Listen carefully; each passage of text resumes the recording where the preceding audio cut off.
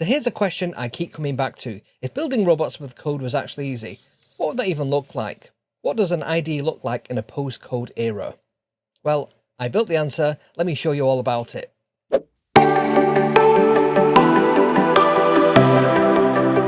I started wondering, what if there was a code editor that actually put robotics first? Not a text box that happens to run Python, but something built around the fact that you're wiring up sensors and motors and not just writing lines of code. So I built one. It's called Snaky. It's built on Monaco, the professional editor that Microsoft built, the same one that's running inside GitHub Codespaces, StackBlitz and VS Code, with the ease of use that I've always wanted. And then on top of that, Git source code control, an LLM built straight in, board visualization, and help finding the parts that you actually need. There's a moment coming later on that gives me a genuine buzz every time I do it. But let's not get ahead of ourselves. Let me show you what all of this looks like. Let's start with the editor itself, because this is where you'll be spending most of your time. That's Monaco underneath. You get proper syntax highlighting and sensible autocomplete. That's because there's an LLM sat there in the background. It even suggests new lines of text as you're typing. Next to this, there is proper source code control, built straight in. No separate app. I can just make a change, and if there's a diff right there in the same window, it'll commit, and I'm done. There's also a chat pane as well. So we go over here, and that's really where the postcode question starts to answer itself. I can ask it about actual code on my screen, something like, how can I improve this code? And it answers. Or we can simply apply the changes by clicking on the apply button. Now here's a small one, but it's actually kind of cool. There's a file on my computer that I want to keep in sync with the MicroPython device. Say this BurgerBot one here. I can click on this little thing here. We've automatically got the sync enabled. So any changes I make to that BurgerBot will be automatically copied to the MicroPython device, keeping them in sync. I can edit on the device and it just catches up. No copying backwards and forwards by hand. And then once I'm done, I can just untick that little box. This bit I'm really proud of. Let me ping the rangefinder. If I pop open this little instruments tab over here, we get a representation of the board that we're actually connected to. In this case, it's a Raspberry Pi Pico, and you can see there that we've got 2 pins attached to the range. So if I tick this little button here, we get a rangefinder. Now I can see at the moment these are actually connected to the wrong pin, so that should be on pin 0 and that should be on pin 1. And if I just click update code, it'll actually update those correctly. Let's run the code, and I can even change the kind of distance so this is a bit more accurate. So if I move my hand closer and further away, you can see that little red dot also changes, and you can also see behind it there's a nice little graph as well, which is showing you the history. And that's it, a live number ticking in real time as I move my hand. Let's check the IMU, the inertial measurement unit, on this drone that I'm building. So I have the Pimoroni Tiny 2350 here. You can see that we've got a couple of the pins hooked up because we're using I2C. So there's the 2 pins that are connected to that little JST connector. And then if we look over here, you can actually see the IMU, the compass. So tilt it and the numbers respond straight away. No guessing, no separate app open on the side. All in the IDE. Now grab a multimeter and probe on the pin and watch the ADC voltage match it. Near enough in real time. So I've actually got a potentiometer on this pin, just showing you how this can actually work. So that'll be 3.3 volts, and I can turn that all the way down. We get 0.02 volts. You can of course pop these out as well. Have that as a separate window so you can arrange your workspace.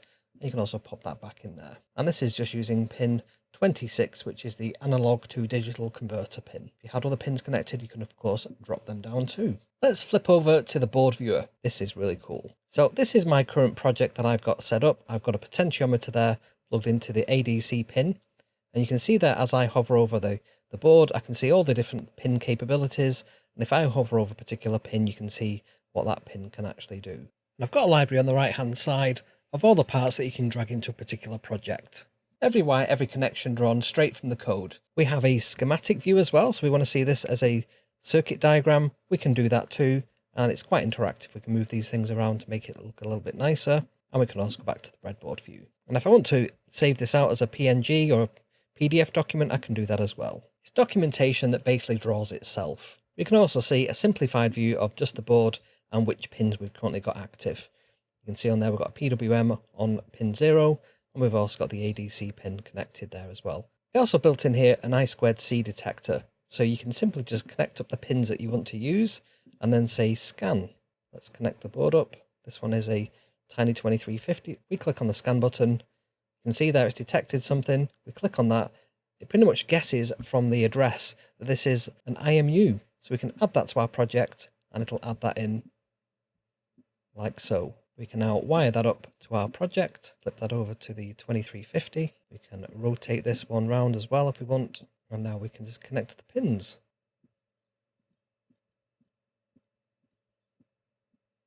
Now if I close this, it tells me that the file doesn't import the module, the component that we've just used. So you can see as soon as I type in the name of that module, ICM2948, that message goes away. It knows I've included that component in the code. I also want to show you this. It's intelligent enough to know when you're using pins in your code. So if I uncomment those, you can see over here in this at the mini board view, it knows these are I2C and that they're on GP12 and GP13, which is board pin 16 and 17. So it's really intelligent. It knows what your code is and can visualize that. Here's an example of real visualization. You can see I'm moving the servo with this little instrument, and you can see how that relates to the duty cycle on the pulse width modulation pin.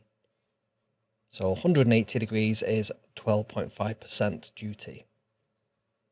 That's what it would look like on an oscilloscope. There's the angle of the servo plotted on a chart as well. Let me show you some other instruments as well. So we have one here for scanning Wi-Fi. Let's run the Wi-Fi demo. See a list of Wi-Fi hotspots in the nearby area. And let's do the same with Bluetooth. Click on the little Bluetooth and scan. And there's a couple of devices that are in my robot lab. Now output wise, this is quite a nice one. If you have a buzzer or a speaker hooked up, I've got a speaker hooked up on this Pico here. Let's go to the, and on this one, if you press the keys,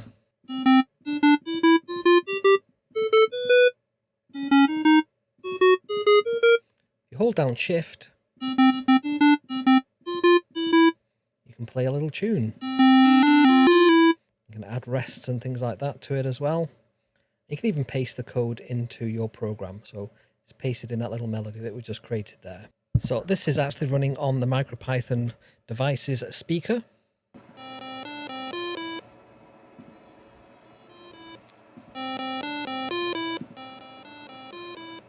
And we can change things like the octave.